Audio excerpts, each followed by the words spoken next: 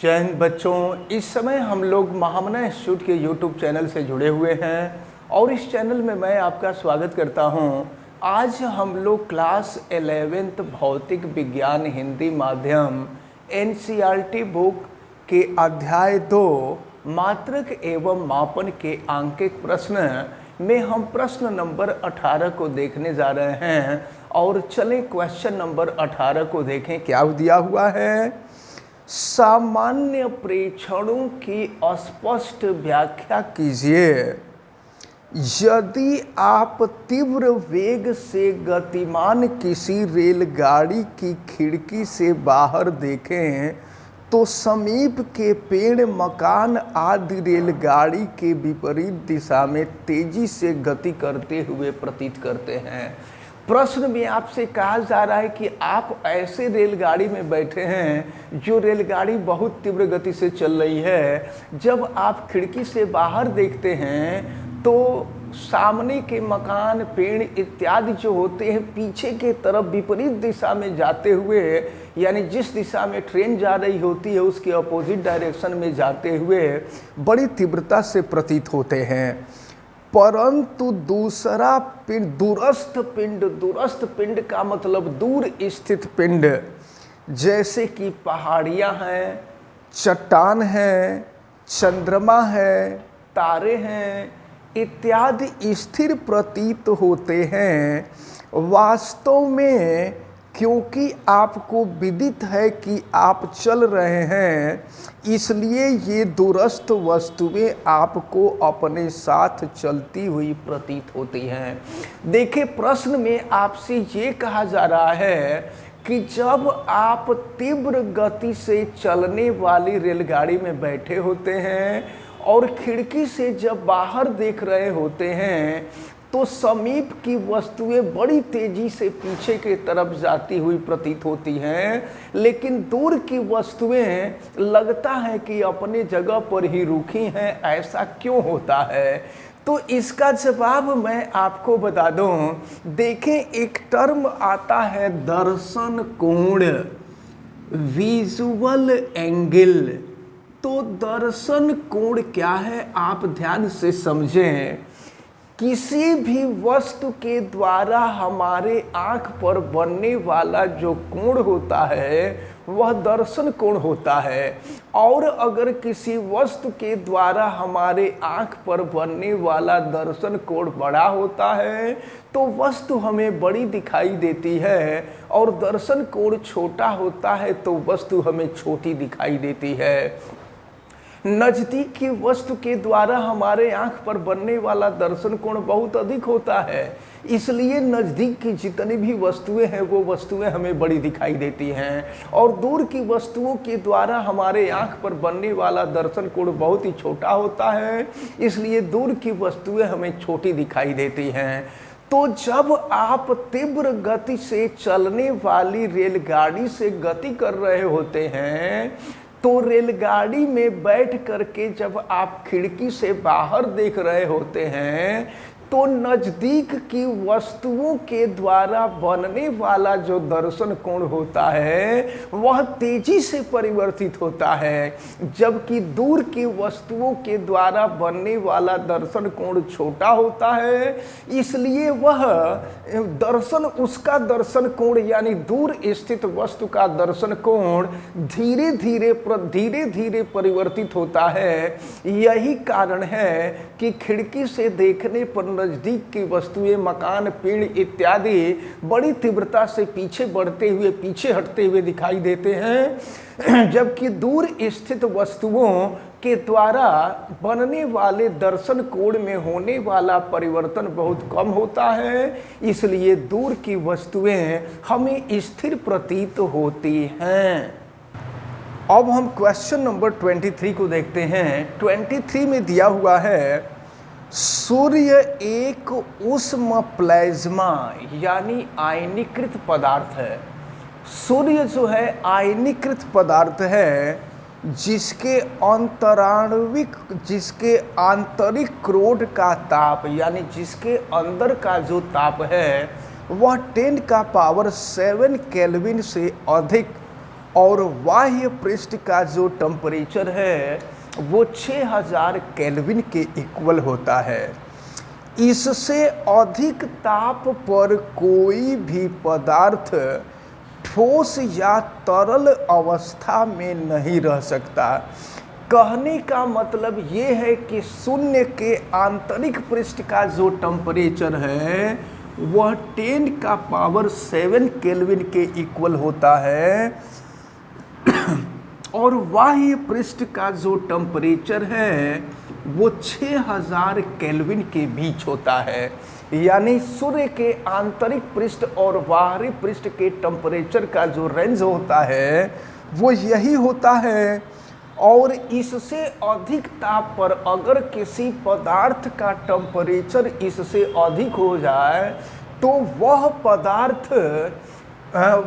पदार्थ जो है ठोस अथवा द्रव अवस्था में नहीं रह सकता, यानी कि गैस अवस्था में परिवर्तित हो जाएगा।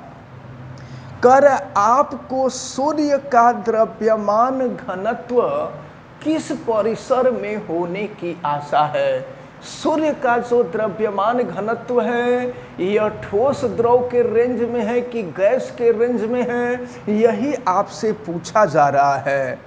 यथा यह ठोसों, तरलों या गैसों के घनत्वों में परिसर में है। अब देखिए सूर्य का द्रव्यमान आपको दिया हुआ है। सूर्य के द्रव्यमान को हम कैपिटल एम से रिप्रेजेंट कर रहे हैं और यह 2.0 इंटू 10⁻30 किलोग्राम दिया है। और याद रखे रहिएगा सूर्य का द्रव्यमान इतना ही होता है, ये अपने मन से नहीं लिखा गया है। सूर्य का द्रव्यमान इतना ही होता है और सूर्य की त्रिज्या दी गई है और सूर्य की त्रिज्या 7.0 इंटू 10⁸ मीटर दिया हुआ है। तो अब हम लोग सूर्य का घनत्व ज्ञात करें। आपको पता है कि घनत्व बराबर द्रव्यमान बटा में आयतन होता है, तो द्रव्यमान हमको तो दिया हुआ है, अब हमको घनत्व निकालना है। तो घनत्व निकालने के लिए आयतन मालूम होना जरूरी है। और जैसा कि आप जानते हैं कि सूर्य को एक गोला माना जाता है और गोले का जो आयतन होता है 4/3 πr³ के इक्वल होता है। तो V = 4/3 और पाई की वैल्यू हम यहाँ रख लेते हैं। देखें पाई की वैल्यू क्या मिलेगी आपको, तो पाई की वैल्यू 3.14 और r की वैल्यू 7.0 इंटू 10⁸ है। तो अब हम यहाँ 7 का भी क्यूब करेंगे तो 7 इंटू 7 आएगा और 10⁸ का क्यूब करेंगे तो ये हो जाएगा 10⁻, ये हो जाएगा 24। इतना मीटर क्यूब हो जाएगा। ये तो सूर्य का आयतन निकला। अब हम जरा सूर्य का घनत्व निकालें। तो अगर सूर्य का घनत्व ρ हो तो आपको फार्मूला पता है कि घनत्व बराबर होता है द्रव्यमान बटा में आयतन। तो द्रव्यमान है 2.0 इंटू 10⁻30 और फिर यहाँ पर देखें ये आयतन है 4/3। तो देखें 4/3 है, 3 को हम ऊपर कर दे रहे हैं तो 3 ऊपर चला गया और फिर ये हो गया 3.14 और फिर देखें ये हो जाएगा ये 7 इंटू 7, ठीक ना। तो देखें ये होता है 343। जब 7 इंटू 7 49 हो जाएगा और 49 को हम 3 से मल्टीप्लाई करेंगे 243 हो जाएगा। और फिर यहाँ पर नीचे है 10⁻24। अब हम इसको सॉल्व करते हैं तो देखें इस 2 से हम कटा देते हैं, ये 2 हो जाएगा और फिर इस 2 से 3 को कटा देते हैं, 1.5 हो जाएगा। तो फिर रो बराबर हो जाएगा ऊपर 1.5 और ये है 10 का पावर 30, और नीचे देखें क्या है, नीचे है 3.14 इंटू 343 और 10 का पावर 24 ऊपर चला जाएगा। तो 10 का पावर 24 ऊपर चला जाएगा, -24 हो जाएगा। और फिर देखिए क्या मिलेगा आपको, अब ये रो इज इक्वल टू 1.5 इंटू 10 का पावर देखे 30 - 24, तो 30 - 24 6 हो जाएगा, और ये हो गया 3.14 इंटू 343। तो अब चलें जरा ध्यान पूर्वक देखें फिर क्या मिलेगा हम लोगों को। अब ये जो हम चाहें तो ऊपर नीचे 10 से गुणा कर सकते हैं, तो ऊपर बल्कि 10 से गुणा नहीं, ये 10 का घात 6 है ना। देखिए एक स्टेप और हम आगे बढ़ाते हैं, तो यहाँ पर 1.5 इंटू ये जो 10 का पावर 6 है, इसको 10 का पावर 3 इंटू 10 का पावर 3 कर दे रहे हैं। तो 10 का पावर 3 का मतलब 1000 होता है, ये हो जाएगा 1000 इंटू 10 का पावर 3, और फिर नीचे हो जाएगा आपका 3.14 इंटू 343। अब देखिए क्या होगा, यहाँ से 1 0 हटाएंगे, ये दशमलव हट जाएगा, और फिर अब जो है अगर ऊपर नीचे 100 से गुणा कर दे तो अब 2 0 आएंगे और ये भी हट जाएगा। अब आप इसको सॉल्व करिए, तो सॉल्व करेंगे, देखिए इस पूरे मान को आप सॉल्व करेंगे तो एक बात मैं आपको बता दूं, ये देखिए ये जो है 10,000 है और नीचे 314 गुणे 343 है, तो इन दोनों का भी गुणा करेंगे तो ये भी लगभग 10,000 के आसपास ही आएगा, बल्कि 10,000 से अधिक आएगा। तो जब इसको सॉल्व करेंगे तो ये आपका 1.4 इंटू 10 का पावर 3 और ये किलोग्राम पर मीटर क्यूब आएगा। इसको आप सॉल्व कर लीजिएगा। तो देखें, आपसे ये पूछा जा रहा था कि सूर्य का द्रव्यमान घनत्व किस रेंज में आएगा। तो एक चीज़ हम आपको बता दें कि जल का जो घनत्व है वह 10 का पावर 3 किलोग्राम प्रति घन मीटर होता है, और पारे का घनत्व 13.6 गुणे 10 का घात 3 किलोग्राम प्रति घन मीटर होता है। मतलब जितने भी ठोस और द्रव होते हैं ना, उनके घनत्व का कोटि 10 का पावर 3 होता है। और यहाँ भी हम लोग देख रहे हैं कि घनत्व का जो रेंज है वो 10 का पावर 3 में है। इसका मतलब ये हुआ कि सूर्य का द्रव्यमान घनत्व ठोस और द्रव के द्रव्यमान घनत्व के रेंज में है। प्रश्न में आपसे यही पूछा जा रहा था कि सूर्य का द्रव्यमान घनत्व ठोस, द्रव, गैस किसके रेंज में है। तो सूर्य का द्रव्यमान घनत्व ठोस और द्रव के रेंज में है, यह गैस के रेंज में नहीं है। अब हम क्वेश्चन नंबर 24 को देखते हैं। ये क्वेश्चन नंबर 24 भी काफ़ी इम्पोर्टेंट है, कई बार एग्जाम में पूछा गया है और कंपटीशन में भी पूछा गया है। समझें, आप देखें, जब बृहस्पति ग्रह पृथ्वी से 8,247 लाख किलोमीटर दूर होता है, यानी बृहस्पति से पृथ्वी की दूरी दी गई है। हम इस दूरी को स्मॉल यस से प्रदर्शित कर दे रहे हैं, और यह 8,02,47 लाख किलोमीटर है। तो लाख किलोमीटर को किलोमीटर में बदल दें, तो किलोमीटर में बदलेंगे तो 5 0 आ जाएंगे, और फिर अगर इसको 10 के घात, अब ये लाख किलोमीटर था, तो लाख किलोमीटर को हमने किलोमीटर में कन्वर्ट कर लिया।